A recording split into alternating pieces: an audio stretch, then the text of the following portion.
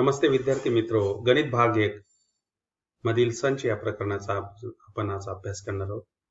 या प्रकरणामध्ये आपण संचाची ओळख, संचाचे प्रकार, व्यंगचित्रे, समान संच, उपसंच, विश्वसंच, पूरक संच, छेद संच, संयुक्त संच, संचातील घटकांची संख्या या बाबींचा आपण अभ्यास करणार आहोत. तर सर्वप्रथम संचाची व्याख्या आपण बघणार आहोत. समूहातील घटक आपणास अचूक व नेमकेपणाने सांगता येतात. वस्तूंच्या अशा समूहांना संच असे म्हणतात. उदाहरणार्थ, आठवड्याचे 7 वार आपल्याला पूर्ण व्यवस्थित सांगता येणार. 7च्या 7 वार, सोमवारपासून ते रविवारपर्यंत. एका वर्षाचे महिने आपल्याला दोन्ही महिने, मराठी महिने आणि इंग्रजी महिने या दोन्ही आपल्याला सांगता येतील. पहिल्या 10 मोज संख्या 1 2 3 4 5 6 7 8 9 ते 10 पर्यंत या प्रकारे. सूर्यमालेतील ग्रह देखील आपल्याला सांगता येतील. म्हणून समूहातील घटक आपणास अचूक व नेमकेपणाने सांगता येतात. वस्तूंच्या अशा समूहांना संच असे म्हणतात. यानंतर ज्या समूहातील शब्दांचे अर्थ नेमकेपणाने सांगता येत नाही अशा समूहांना संच म्हणता येणार नाही. उदाहरणार्थ, गावातील आनंदी मुले. प्रत्येक मुलाचा आनंद वेगवेगळा असू शकतो, त्यामुळे आपल्याला आनंदी मुले हे आपल्याला निश्चित सांगता येणार नाही. कोणाला कोणत्या बाबीचा आनंद होईल, कोणाला कोणकोणत्या, त्यांच्या प्रत्येकाच्या आवडीनिवडी वेगवेगळ्या असतील. वर्गातील हुशार मुले. मुलगा कशामध्ये हुशार आहे? तो इतिहासात आहे का, गणितात आहे का, विज्ञानात आहे? या प्रकारे आपल्याला निश्चित सांगता येणार नाही. महाराष्ट्रातील बळकट गड किल्ले कोणत्या स्वरूपातले आपण ते घेणार, त्यांच्या उंचीच्या बाबतीत इतर सर्व घटक त्यामध्ये येतील, म्हणून आपल्याला हे निश्चित सांगता येणार नाही. वर्गातील शूर विद्यार्थी. शूरपणा देखील प्रत्येक बाबतीत वेगवेगळा असू शकतो, त्यामुळे ही जी सर्व उदाहरणे आहेत, या समूहाला आपल्याला संच म्हणता येणार नाही. आनंदी, हुशार, बळकट, शूर या शब्दांचे अर्थ सापेक्ष आहे. म्हणजे या शब्दांचे अर्थ नेमकेपणाने सांगता येत नाही. व्यक्ती परत्व ते भिन्न असू शकतात, येत नाही, म्हणून या समूहांना संच म्हणता येणार नाही. तर आपण आता जाणून घेऊया संच, त्याची व्याख्या जाणून घेऊया. ज्या समूहातील घटक अचूक व नेमकेपणाने सांगता येतात त्या समूहांना संच असे म्हणतात. संचाला नाव देण्यासाठी साधारणपणे capital A, B, C, D यापैकी इंग्रजी वर्णमालेतील पहिल्या लिपीतील अक्षरे वापरतात. म्हणजे capital A, B, C, D या प्रकारे अक्षरे पहिल्या लिपीतील वापरले जातात मात्र संच दर्शवण्यासाठी. पण त्या संचातील घटक जर आपल्याला दर्शवायचे असतील तर त्यामध्ये स्मॉल ए, बी, सी यापैकी इंग्रजी अक्षरे वापरतात. उदाहरणार्थ, आता यानंतर बी हा संच कॅपिटल बी चा घटक आहे हे दर्शवण्यासाठी बी हा बी चा घटक आहे, त्याला इंग्रजीमध्ये बिलॉंग्स टू देखील असे म्हटले जाते. बी हा बी चा घटक असे लिहितात. बी हा संच बी चा घटक नाही हे दर्शवण्यासाठी नॉट बिलॉंग्स टू किंवा चा घटक नाही या चिन्हाने दर्शविले जाते. आता आपण संख्यांचे संच बघूया कोणकोणत्या. सर्वप्रथम हे तुम्ही बघितलंच आहे यापूर्वीच्या इयत्तांमध्ये. n बरोबर 1 2 3 4 5 6 ते अनंतापर्यंत हा नैसर्गिक संख्यांचा संच आहे. दॅट इज कॉल्ड, त्याला आपण सेट ऑफ नॅचरल नंबर्स असे देखील म्हणतो. w बरोबर 0 1 2 3 4 5 6 ते अनंतापर्यंत हा पूर्ण संख्या संच आहे. याला सेट ऑफ होल नंबर्स असे म्हणतात. यामध्ये याच्यापेक्षा 0 जास्त आहे. नंतर पूर्णांक संख्यांचा संच, याला इंग्रजीत सेट ऑफ इंटिजर्स देखील असे म्हणतात. वजा अनंतापासून तर मायनस -3 -2 -1 0 1 2 3 ते अनंतापर्यंत हा पूर्णांक संख्यांचा संच आहे. त्याला इंग्रजीत सेट ऑफ इंटिजर्स असे देखील म्हणतात. क्यू हा परिमेय संख्यांचा संच, त्याला सेट ऑफ रॅशनल नंबर्स असे म्हटले जाते. आणि आर हा वास्तव संख्यांचा संच, त्याला सेट ऑफ रिअल नंबर्स असे म्हणतात.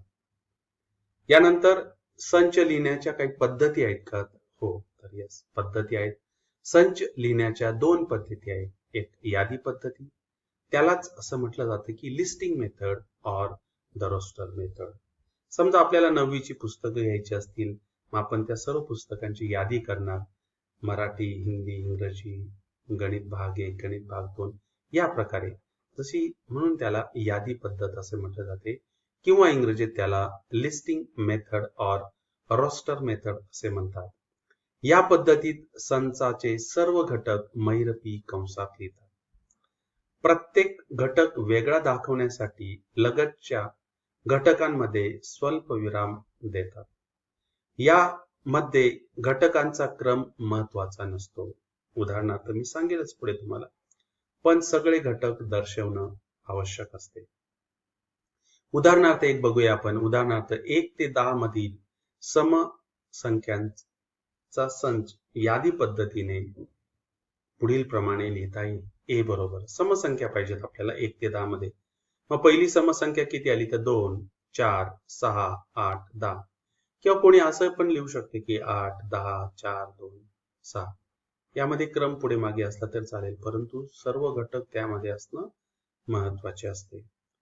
यानंतर जसे आपल्याला रिमेंबर या शब्दातील अक्षरांचा संच घेऊया. यामध्ये आर, ई, एम, बी असा लिहितात. तुम्ही म्हणाल की आर हा 2 वेळा आलेला आहे, मग तो 2 वेळा. ई 3 वेळा आलेला आहे, तर तो एकदाच घेतला. जे अक्षर म्हणजे एकापेक्षा जास्त वेळा आलेले असतील तरी देखील ते एकदाच आपण लिहिणार. या प्रकारे आर, ई, एम, बी असा लिहितात. तर येथे रिमेंबर या शब्दात आर, एम, ई ही अक्षरे एकापेक्षा अधिक वेळा आली असली तरी संचात ती मात्र एकदाच लिहिली आहेत आणि आपण एकदाच लिहितो त्यामध्ये. या प्रकारे आपल्याला तो रिमेंबर या शब्दातील अक्षरांचा संच आर, ई, एम, बी असा लिहिला जातो. नंतर अशा प्रकारे आपण ही यादी पद्धत बघितली आहे. आता दुसरी पद्धत, आणि त्या पद्धतीला म्हणतात गुणधर्म पद्धत. त्या संचामध्ये असणाऱ्या घटकांचा एखादा गुणधर्म शोधला जातो आणि त्या गुणधर्मावर तो संच लिहिला जातो. त्यालाच इंग्रजीत रूल मेथड और सेट बिल्डर फॉर्म असे देखील म्हणतात. वरील पद्धतीत जशी आपण यादी करत होतो, तर या पद्धतीत आपण यादी करणार नाही.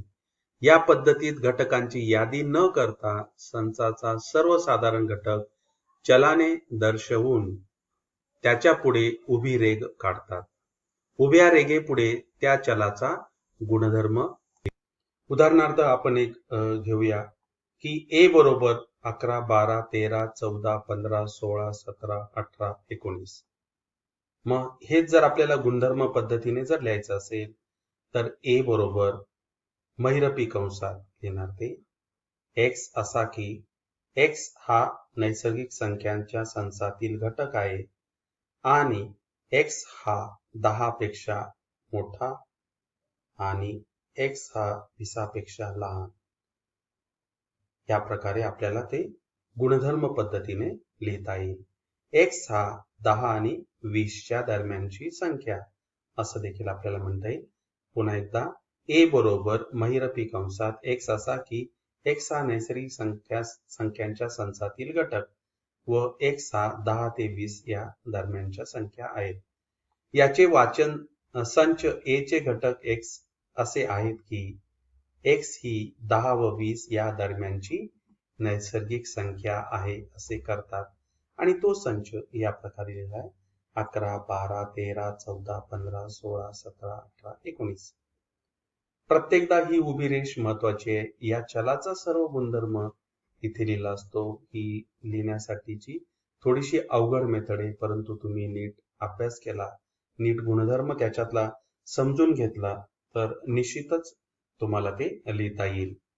पुढचा संच बी बरोबर महिरपी कंसात एक्स ही संख्या अशी की एक्स ही अशी की एक्स ही 1 ते 10 मधील मूळ संख्या आहे. मग 1 ते 10 मधले आपल्याला मूळ संख्या माहिती. यामध्ये 1 ते 10 मधील सर्व मूळ संख्यांचा समावेश होईल. म्हणून बी बरोबर मग कोणकोणत्या मूळ संख्या आहेत तर 2, 3, 5 आणि 7 अशा पद्धतीने आपल्याला तो संच आपल्याला लिहिता येईल. यानंतर क्यू हा परिमेय संख्यांचा संच गुणधर्म पद्धतीने कसा लिहिता येईल तर यामध्ये आपल्याला तर पुन्हा एकदा क्यू हा परिमेय संख्यांचा संच गुणधर्म पद्धतीने पुढील प्रमाणे लिहिता येईल. क्यू बरोबर महिरपी कंसात पी छेद क्यू असा की पी कॉमा क्यू हा आय चा घटक आहे आणि क्यू हा शून्यतर आहे. या प्रकारे आपल्याला तो गुणधर्म पद्धतीने लिहिता येईल. याचे वाचन पी छेद क्यू या स्वरूपाच्या अशा संख्या आहेत की पी ही कोणतीही पूर्णांक संख्या आणि क्यू ही शून्यतर पूर्णांक संख्या म्हणजे q is not equals to 0 असेल. आता या स्वरूपातली आपण उदाहरणं बघूया. नमुना उदाहरण. खालील उदाहरणात प्रत्येक संच दोन्ही पद्धतीने लिहिला आहे तो बघूया आपण. गुणधर्म पद्धत आणि यादी पद्धत. आता सर्वप्रथम पहिलं उदाहरण घेऊया. गुणधर्म पद्धत ए बरोबर महिरपी कंसात कसा असणार बघा आता एक्स असा की एक्स हा डिव्हिजन या शब्दातील अक्षर आहे. मग डिव्हिजन यादी पद्धतीमध्ये आपण ते लिहिणार. आता काय लिहिणार पहिल्यांदा डी येणार आय नंतर व्ही आय रिपीट आहे पुन्हा पुनरावृत्ती झाली म्हणून तो घेणार नाही. नंतर एस ओ एन या प्रकारे यादी पद्धत तयार होईल डिव्हिजन. म्हणजे आपल्याला हे उदाहरण आपण दोन्ही प्रकारे लिहिलं. एक गुणधर्म पद्धत आणि दुसरी यादी पद्धत. आता उदाहरण क्रमांक 2 बघूया. गुणधर्म पद्धतीमध्ये बी बरोबर महिरपी कंसात वाय असा की वाय ही संख्या अशी आहे की वायचा वर्ग बरोबर 9. हे गुणधर्म पद्धती झाले. पण यादी पद्धतीत जर आपल्याला लिहायचं असेल तर बी बरोबर महिरपी कंसात -3 आणि -3 आणि -3. म्हणजे अशी कोणती संख्या आहे की तिचा वर्ग केल्यानंतर आपल्याला 9 मिळते. मग -3चा देखील वर्ग केल्यानंतर आपल्याला 9 मिळते. 3चा वर्ग देखील केला तरी आपल्याला 9 मिळतो. म्हणून यादी पद्धतीमध्ये बी बरोबर महिरपी कंसात -3 आणि -3 आणि -3 या प्रकारे. यानंतर उदाहरण क्रमांक 3 बघूया. गुणधर्म पद्धत सी बरोबर महिरपी कंसात झेड असा की झेड ही संख्या झेड असा की झेड ही 5च्या पटीतील आणि 30 पेक्षा लहान नैसर्गिक संख्या आहे. 5च्या पटीतील पाहिजे पण 30 पेक्षा लहान पाहिजे म्हणजे 30 नाही घेणार आपण. आता यानंतर नैसर्गिक संख्या आहेत मग पुन्हा 5, 10, 15, 20 आणि 25 या प्रकारे आपल्याला ते यादी पद्धतीत लिहिता येईल. वरची गुणधर्म पद्धत झाली आणि खालची यादी पद्धत झाली. यानंतरचं पुढचं उदाहरण बघूया. आता पुढील उदाहरणात आपल्याला त्यांच्या त्या रिकाम्या जागा भरायच्या आहेत. तर सर्वप्रथम उदाहरण क्रमांक 1 यादी पद्धत ए बरोबर 2, 4, 6, 8, 10, 12, 14 या सर्व संख्यांकडे बघितल्यानंतर आपल्याला त्याच्यामध्ये एक गुणधर्म सर्व समसंख्या आहेत आणि त्या अशा समसंख्या आहेत की त्या 15 पेक्षा लहान आहेत. म्हणून आपल्याला गुणधर्म पद्धतीत कसं लिहिता येईल. ए बरोबर महिरपी कंसात एक्स असा की एक्स ही 15 पेक्षा लहान सम नैसर्गिक संख्या आहे. ए बरोबर महिरपी कंसात एक्स असा की एक्स ही 15 पेक्षा लहान सम नैसर्गिक संख्या आहे. यानंतरचं उदाहरण क्रमांक 2 बघूया. यादी पद्धतीत बघा काय दिलंय. तो गुणधर्म आपल्याला तो ओळखता आला पाहिजे. त्यामध्ये प्रश्न त्याने गुणधर्म दिलेला आहे. बी बरोबर महिरपी कंसात एक्स असा की एक्स ही 1 ते 20 मधील पूर्ण वर्ग संख्या आहे. मग पूर्ण वर्ग कोणकोणते आहेत 1 ते 20 मध्ये तर 1 आहे, 4 आहे, 9 आहे आणि 16 आहे. मग या प्रकारे यादी पद्धतीत आपल्याला 1, 4, 9, 16 अशा संख्या आपल्याला घेता येईल. यानंतर उदाहरण क्रमांक 3 यादी पद्धतीमध्ये सी बरोबर AEIOU, पण आपल्याला माहिती आहे की हे इंग्रजी अक्षरातील काय आहेत तर ते स्वर आहेत. म्हणून सी बरोबर महिरपी कंसात एक्स असा की एक्स हे इंग्रजी अक्षरातील स्वर आहे. या प्रकारे आपल्याला ते लिहिता येईल. नंतर उदाहरण क्रमांक 4, त्याच्यात गुणधर्म त्याने दिलेला आहे प्रश्न आणि आपल्याला यादी पद्धती आपण ते लिहिणार आहोत. डी बरोबर वाय असा की वाय हा इंद्रधनुष्यातील रंग. मग आपण कसं म्हणत असतो लक्षात ठेवण्यासाठी, ता ना पी ही नी पाजा. ता म्हणजे तांबडा, ना नारंगी, पी पिवळा, ही म्हणजे हिरवा, नी म्हणजे निळा, पा म्हणजे पारवा, जा म्हणजे जांभळा. ता ना पी ही नी पाजा. या प्रकारे आपण ते लक्षात ठेवत असतो. जसं इंग्रजीत बिग बॉय लक्षात ठेवतोय तसंच या प्रकारे ताना पी ही नी पाजा या प्रकारे. नंतर उदाहरण क्रमांक 5 बघणार आहोत. यामध्ये गुणधर्म दिलाय त्यावरून आपल्याला यादी लिहायची. मग पी बरोबर एक्स असा की एक्स ही पूर्णांक संख्या अशी आहे की ती -3 आणि 3 यांच्या दरम्यानची पूर्णांक संख्या. मग कोणकोणते असतील तर -2, -1, 0, 1, 2 या प्रकारे.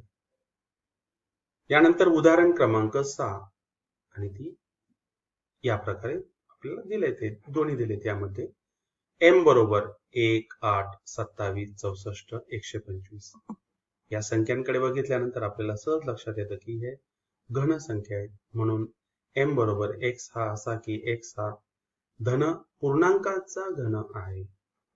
या प्रकारे आपल्याला ते गुणधर्म पद्धतीत लिहिता येईल आणि ही सर्व उदाहरणं आपल्याला यादी आणि गुणधर्म पद्धतीत लिहिलेली आहेत. यानंतर आपण बघूया सराव संच 1.1.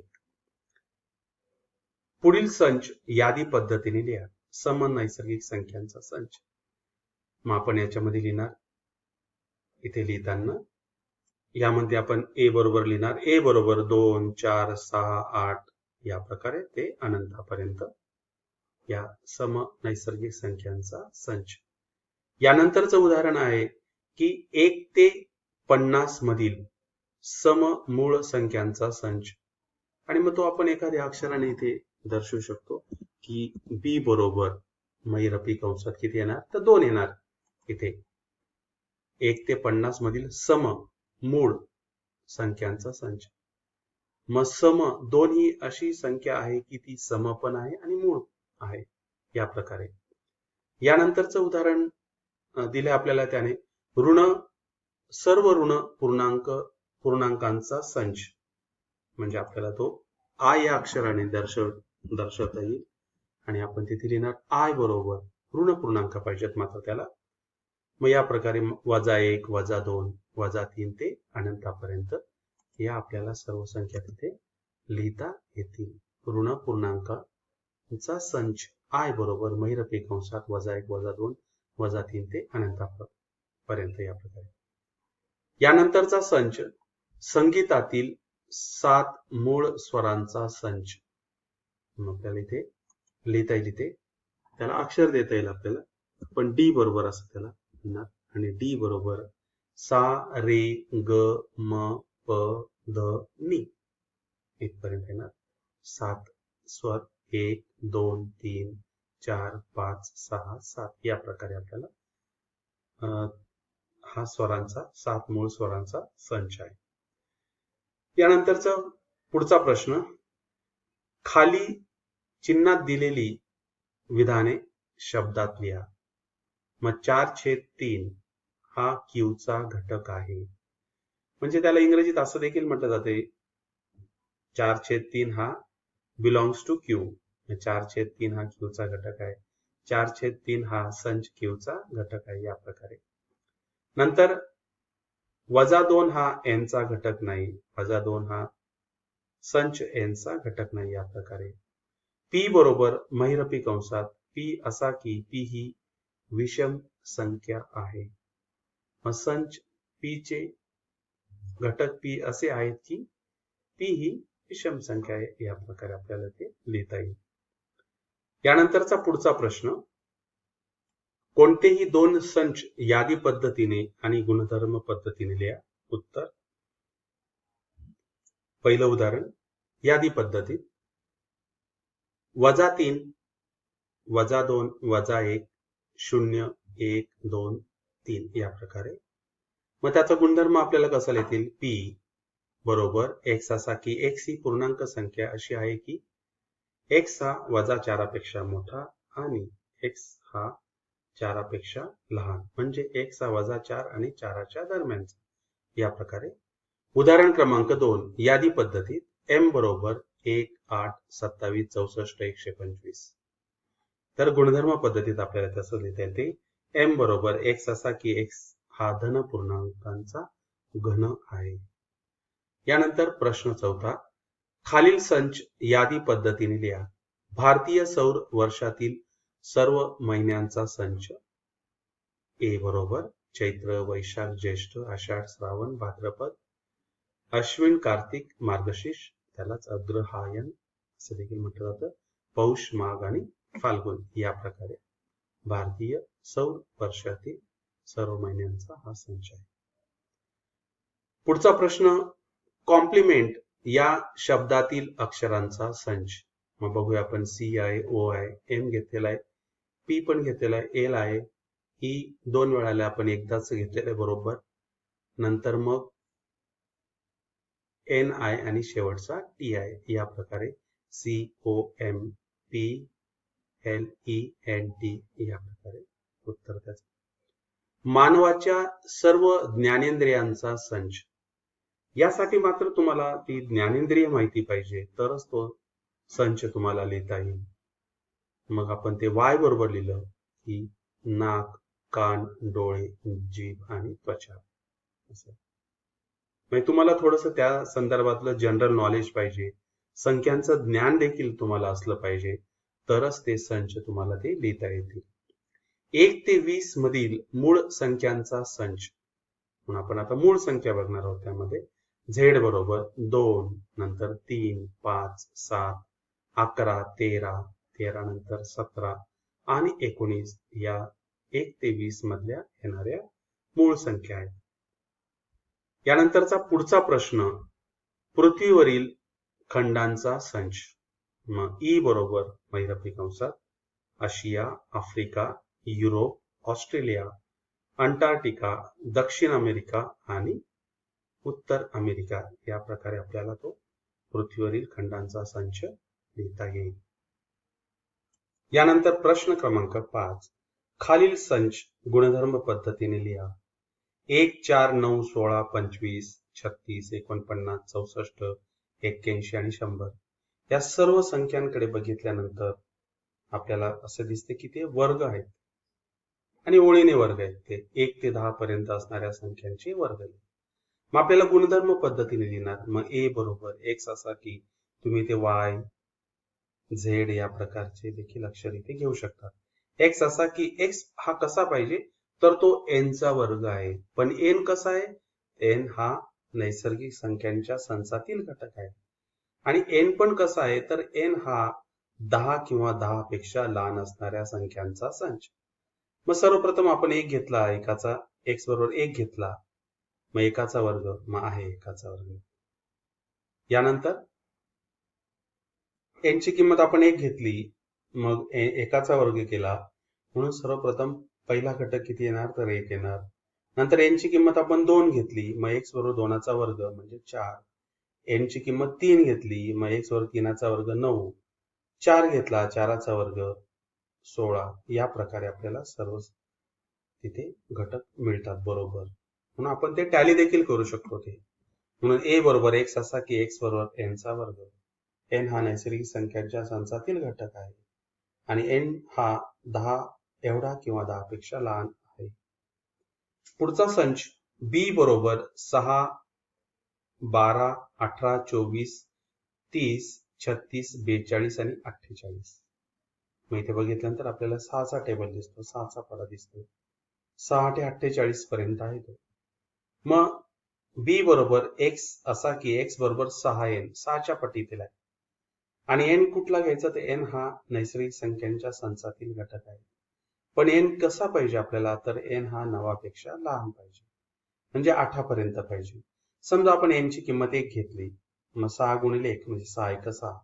n ची किंमत 2 घेतली, 6 2 12. n ची किंमत 3 घेतली, 6 3 18. n ची किंमत 4 घेतली, 6 4 24. आणि n ची किंमत आपण 8 घेतली, 6 8 48. आणि n ची किंमत जर आपण 9 घेतली तर होईल का ती? तर नाही, 6 9 54. म्हणून आपल्याला या संख्या कशा पाहिजेत तर त्या 9 पेक्षा लहान पाहिजे. यानंतरचा C बरोबर SMILE. लगेच आपल्याला लक्षात येतं की C बरोबर Y हा असा की Y हे स्माईल या शब्दातील अक्षर आहे. SIMILE आणि E या प्रकारे. यानंतरचा पुढचा प्रश्न देखील अतिशय सोपा आहे. D बरोबर रविवार, सोमवार, मंगळवार, बुधवार, गुरुवार, शुक्रवार आणि शनिवार. म्हणजे हे सर्व आठवड्यातील आपले दिवस झाले या प्रकारे. म्हणजे डी बरोबर झेड असा की झेड हा आठवड्यातील दिवस आहे. आणि शेवटचं उदाहरण एक्स बरोबर AET. आपल्याला लगेच असं समजणार की उत्तर एक्स बरोबर वाय हा असा की वाय हे ईट या शब्दातील अक्षर आहे. आणि या प्रकारे आपण जो पहिला अभ्यास घेतलेला आहे, सराव संच 1.1 पूर्ण केलेला आहे. यानंतर आपण पुन्हा भेटूया पुढच्या व्हिडिओ. तोपर्यंत नमस्ते.